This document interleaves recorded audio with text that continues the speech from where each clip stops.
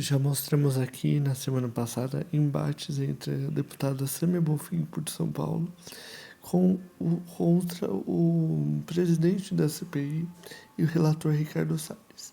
Agora é a presidente do PT, Gleisi Hoffmann, que reclama sobre o esvaziamento da CPI. Veja nos vídeos a seguir.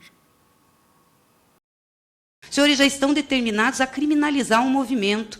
Os senhores já estão determinados a criminalizar a reforma agrária. É isso que os senhores estão determinados. Olha, deixa eu falar aqui. Foi constrangedora a cena que nós vimos aqui agora. A mesa dos trabalhos induzindo os depoentes a sair do plenário. Justamente quando nós começávamos a fazer as perguntas e a inquirir os convidados, como foi colocado aqui. Constrangedor. Isso só tem uma palavra para resumir: medo. Medo da contradição que os depoentes iam cair e das mentiras que eles falaram sobre essa mesa, porque foram mentiras. A senhora Neucilene é presidente da Associação dos Produtores da Rota do Cavalo e o seu marido é vice-presidente.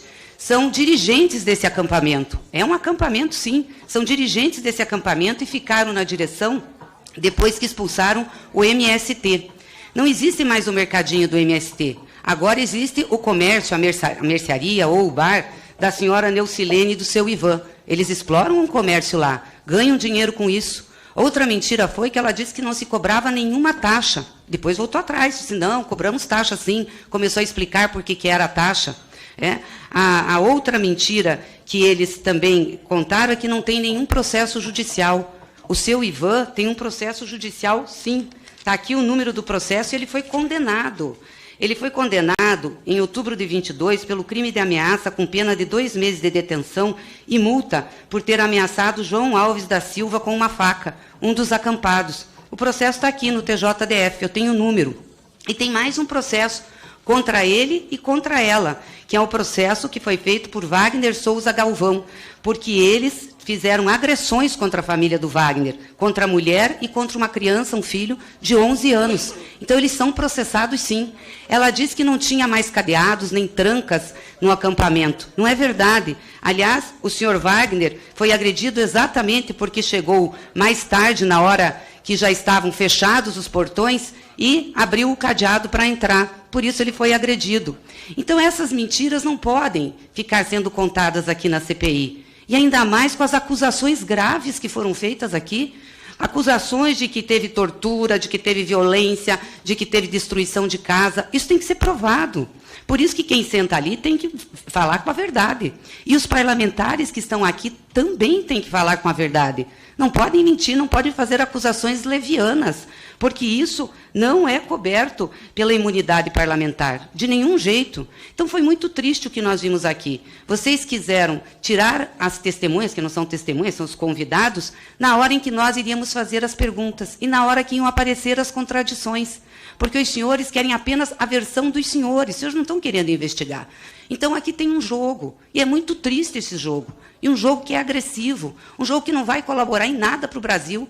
Eu disse aqui na outra vez que falei nessa CPI, nós temos quem exporta os grãos, que são importantes para o país, e nós temos quem produz alimento que vai para a mesa do povo brasileiro. Hoje são 450 mil famílias que são assentadas no Brasil. Será que todas essas famílias foram enganadas, foram induzidas?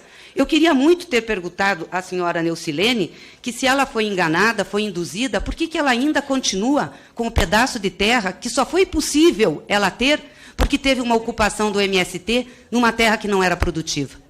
Ela só está lá por isso, por uma luta de um movimento social, porque senão ela não teria a terra que ela está, ela não teria a venda que ela tem, ela não estaria coordenando uma associação. Então, talvez, da parte dela, seria mais digno, já que ela foi enganada, sair de lá e procurar ver como que ela compra uma terra, num país onde o latifúndio ainda é grande, num país onde a imensa maioria do povo é pobre. Eu fico estarrecida aqui de ouvir as pessoas dizerem da pobreza de um acampamento.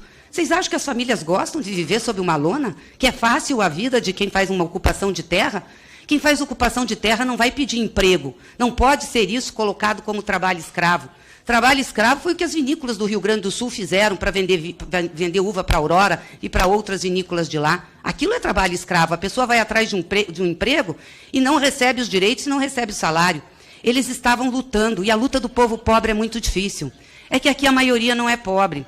Aqui a maioria está bem vestida, come bem, tem as suas fazendas, né, tem tratores, tem carros, sabe o que é conforto e acha que esse é o trabalho do campo. O trabalho do campo é duro por si só. O pequeno agricultor sofre muito, e o assentado mais. E o acampado, para ter um direito à terra, para produzir o alimento, também sofre. Ninguém quer ficar embaixo de lona preta. Se esse país tivesse a reforma agrária e tivesse continuado o processo de reforma agrária, iniciado nos governos do presidente Lula lá atrás, nós já teríamos reduzido muito a injustiça no campo. E nós teríamos mais produção de alimentos. E nós teríamos mais pessoas com dignidade vivendo. Para os que aqui ficam espantados de como é um acampamento do MST, vão para as periferias das grandes cidades ver como que vive o povo. O povo vive mal. Vive muitas vezes em casinhas apertadas, de 2, 3 cômodos, às vezes de um cômodo só, que não tem nem banheiro. E essa gente reclama para quem? É disso que nós estamos falando. É para que essa casa legisla. Então nós temos que, de uma vez por todas, parar com isso aqui. Isso aqui não vai levar a lugar nenhum, a não ser um relatório que já está pronto na cabeça do relator, que é de tentar criminalizar o MST. Agora eu digo, senhor presidente, aqui está eivado de vícios regimentais. Essa comissão está eivada de vícios regimentais. Ela vai ser questionada no judiciário, sim, porque do jeito que ela está sendo conduzida, ela não está primando pelo processo legal da nossa Câmara.